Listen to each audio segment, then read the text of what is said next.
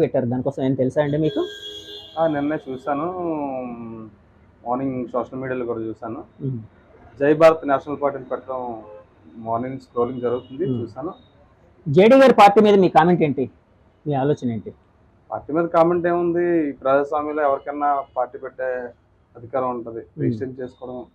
కాకపోతే ఆయన కొంచెం విలువలతో కూడిన వ్యక్తి. ఇప్పుడున్న పొజిషన్లో రేపు రాబోయే ఎలక్షన్ 3 months 4 months ఉంది కాబట్టి ఇప్పుడు కాకుండా నెక్స్ట్ ప్లాన్ చేసుకుంటే బాగుండేదేమో అనేది నా ఆలోచన. అంటే పార్టీ ఎలక్షన్ కి దగ్గరలో పార్టీ పెట్టడం అనేది సరైన నిర్ణయం కాదు, కొంచెం ఎర్లీగా పెట్టుంటే బాగుండేదని మీ ఆలోచన. ఓకే, ఇప్పుడు జేడీ గారు పెట్టిన పార్టీ వలన అంటే ఏ పార్టీకి నష్టం ఉంది? అంటే జనసేన టీడీపీ కూటమి అయితే ఇప్పుడు జనంలోకి దూసుకుపోతుంది, అలాగే వైసీపీ కూడా తనకుండే అస్త్రాలన్నీ ఉపయోగిస్తూ రకరకాల వ్యూహాలు అమలు చేస్తూ ఉంది. సో ఈ రెండు పార్టీల్లో, ఈ రెండు కూటమిల్లో దేనికి నష్టం జరిగే అవకాశం ఉంది? మాక్సిమం అయితే ఇప్పటికిప్పుడు నష్టం చేకూరడానికి ప్రజెంట్ అయితే టీడీపీ జనసేన కూటమి చాలా స్పీడ్గా ఉంది. దీనికైతే ఏ పార్టీ ప్రభావం అయితే పడదు. ప్రజల్లో కూడా ఈ ఆలోచన అయితే ఉంది, మాక్సిమం నెక్స్ట్ గవర్నమెంట్ వచ్చేది టీడీపీ జనసేన కూటమి. ప్రజలు ప్రతి ఒక్కరు డంకం మీద చెప్పి మాట్లాడుతున్నారు. మాక్సిమం నేను ప్రజల ఒపీనియన్ చాలా మంది దగ్గర మాట్లాడుతుంటాను, విన్నే మాటలు ఇవి. ఇప్పుడు కేఏపాల్ గారు నిన్న ఒక ప్రెస్ మీట్ లోని జేడీ లక్ష్మీనారాయణ గారు పార్టీ పెట్టడం వెనక మోడీ గారు ఉన్నారు, హిందుత్వ పార్టీ భాజపా, భారతీయ జనతా పార్టీని అంటే ఆయన హిందుత్వ పార్టీ అన్నారు. కేఏపాల్ గారు కోట్ చేశారు, నేను కోట్ చేసిన విషయాలు మాత్రమే చెప్తున్నాను. సో హిందుత్వ పార్టీ అయినా భారతీయ జనతా పార్టీ ఉంది అని అన్నారు. దాని మీద అంటే మీకు ఎలాంటి అవగాహన ఉంది? అంటే అలాంటిది ఏమైనా ఉండొచ్చు అని అనుకుంటున్నారా? అలాంటిది ఏం కాదు. ఆయన మాక్సిమం అందరు కామెడీ స్టార్ అంటుంటారు. ఎవరు? బఫూన్ గారు, కేఏపాల్ గారు. ఆయన మాకు కూడా కొంచెం స్ట్రెస్ అయినప్పుడు ఆయన వీడియోలో చూస్తుంటే కొంచెం నవ్వుగా ఉంటుంది. ఆయన మాటలంతగా పరిగణలో తీసుకునే ప్రజలు కూడా దాఖలాలు లేవు, ఎవరు పట్టించుకోరు కూడా ఆయన మాటలు కూడా. ఆయన కొంచెం కామెడీ టైప్ వెర్షన్ అంతే. సో అంటే ఈ లక్ష్మీనారాయణ గారు పెట్టిన పార్టీ వెనకతల అంటే భారతీయ జనతా పార్టీ అయితే లేదని మీరు భావిస్తున్నారా? అంటే ఉండే అవకాశం ఉందని భావిస్తున్నారా, లేకపోతే లేదని భావిస్తున్నారా? అలాగని మనం ఇప్పటికిప్పుడు చెప్పే ఇది కూడా కాదు. అంటే ఇప్పుడు తీసుకున్న నిర్ణయం అయితే కరెక్ట్ కాదని నా ఆలోచన. అంటే సమాజం పైన మంచి విలువలతో కూడిన వ్యక్తి, సమాజంలో ఏదో చేద్దాం మంచి ఆలోచన వ్యక్తి తప్పించి పార్టీ పెట్టడం అయితే నాకు కూడా అంత నమ్మకంగా, నాకు కూడా అంత ఇంట్రెస్ట్ అనిపిస్తుంది. ఓకే, జేడీ గారు ఏ పార్టీలో ఉండుంటే బాగుండేది? అయితే జనసేనలో ఉండుంటే, లాస్ట్ టైం ఎంపీగా కంటెస్ట్ చేశారు, ఇక్కడ అందరూ తెలిసిన విషయమే. చాలా అవేర్నెస్ వచ్చింది, ఓటుకు నోట్ లేకపోయినా ఆయన మీద మంచి ఒపీనియన్తో చాలా మంది ఆయనకి మంచి ఓటింగ్ ఇవ్వడం కూడా జరిగింది. ఈసారి అదే పార్టీలో కొనసాగితే మాక్సిమం 100% ఈ కాన్స్టిట్యున్సీలో, ఈ పార్లమెంట్ లో మాక్సిమం 1,00,000 ఓట్ల మెజార్టీ దాటి వచ్చే అవకాశం ఉండేది. ఆయన కొనసాగితే బాగుండేది అనేది మా ఆలోచన. జనసేనలో కొనసాగితే బాగుండేది అని మా ఆలోచన. ఇప్పుడు జేడీ లక్ష్మీనారాయణ గారు పార్టీ పెట్టిన తర్వాత బయట కొన్ని వాదనలు అయితే వినిపిస్తున్నాయి. సో కాపు కమ్యూనిటీ ఏదైతే మెజారిటీ కమ్యూనిటీ ఉందో, అంటే ఆంధ్రప్రదేశ్ రాజకీయ చిత్రాన్ని మార్చగలిగే శక్తి కాపు కమ్యూనిటీకి ఉంది, కాపు ఎటువైపు ఉంటే అటువైపు ఆ పార్టీ గెలుస్తుందని అంటూ ఉంటారు. అంటే కంటిన్యూస్ గా అదైతే నిరూపితం అవుతుంది. సో కాపు కమ్యూనిటీ అనేది జేడీ లక్ష్మీనారాయణ గారి వైపు వెళ్లే అవకాశం ఉంది స్వతహాగా, అంటే బై బర్త్ ఆయన కాపు కమ్యూనిటీ కాబట్టి ఆయన వైపు వెళ్లే అవకాశం ఉంది అని అంటున్నారు.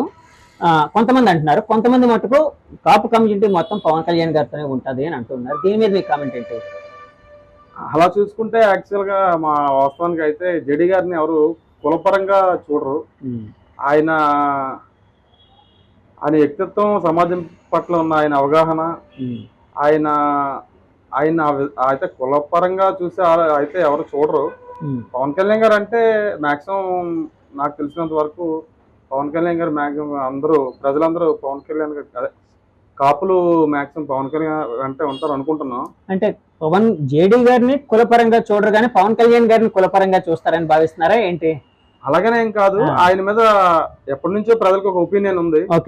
రాష్ట్రంలో కూడా ఎక్కువ మెజారిటీ ఉన్న కమ్యూనిటీ, ఎప్పటి నుంచో ప్రజల్లో చిన్న అవగాహన అయితే ఉందని మేము అనుకుంటున్నాం. అంతే. సో జేడీ గారి పార్టీ జై భారత్ నేషనలిస్ట్ పార్టీ ఇప్పుడు అంత అంటే ఇన్ఫ్లుయెన్స్ చెయ్యలేదు అని అనుకుంటున్నారా? లేదు ఇప్పుడు అంటే ఇన్ఫ్లుయెన్స్ చేయలేదు, ఆ. ప్రజలు కూడా అంత బే యాక్సెప్ట్ చేయరు. అలాగే నాదొక క్వశ్చన్ అండి. ఇప్పుడు ఆంధ్రప్రదేశ్ రాజకీయ చిత్రంలోని బలమైన పార్టీలుగా టీడీపీ, జనసేన, వైకాపా ఇవన్నీ ఉన్నాయి. వాటితో పాటు నేషనలిస్ట్ పార్టీలైన భారతీయ జనతా పార్టీ ఉంది, కాంగ్రెస్ పార్టీ ఉంది, ఈవెన్ బీఎస్పీ పార్టీ కూడా ఇక్కడ పోటీ చేస్తుంది. అలాగే కేఏ పాల్ గారి పార్టీ కూడా ఇక్కడ ఉంది. ఇవి కాకుండా కమ్యూనిస్ట్ పార్టీలు కూడా ఉన్నాయి.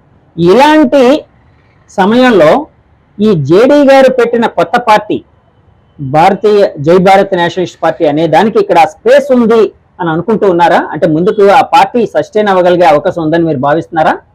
అంటే ఇప్పటికిప్పుడు సస్టైనబుల్ అవ్వాలంటే కొంచెం కష్టమే. మా రేపు రాబోయే ఎలక్షన్ అంటే 3-4 months లో ఎలక్షన్ ఉంది.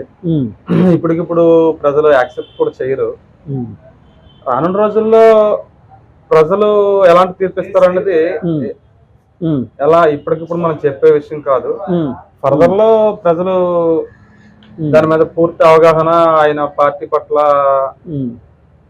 నెక్స్ట్ ఇవ్వగలరు, కానీ ఇప్పటికిప్పుడు అంటే ఏం చెప్పలేము.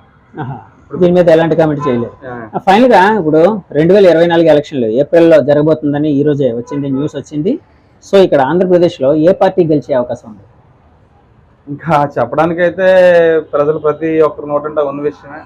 టీడీపీ జనసేన కూటమి తిరిగిలేని జైబేరి మోగిస్తుంది అనుకుంటున్నారు. ప్రజలు చాలా మంది నోటంట ఇదే విషయం రోజు ట్రోల్ అవుతూనే ఉంది.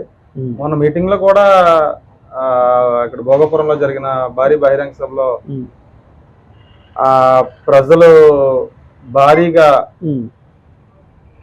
జైబేరి మోగించడానికి, భారీ మెజారిటీ ఇవ్వడానికి ప్రజలు ఆ రోజు ఒక సంకేతం. అది చూస్తే మాక్సిమం మార్పు అనేది క్లియర్ గా అపోజిషన్ లో ఉన్న, ఇప్పుడు రూలింగ్ లో ఉన్న పార్టీకి మాక్సిమం తెలిసిన విషయమే, చూసే ఉంటారు. అప్పటి నుంచి రూలింగ్ లో ఉన్న పార్టీకి ఏం మాట్లాడాలో కూడా తెలియని పరిస్థితి.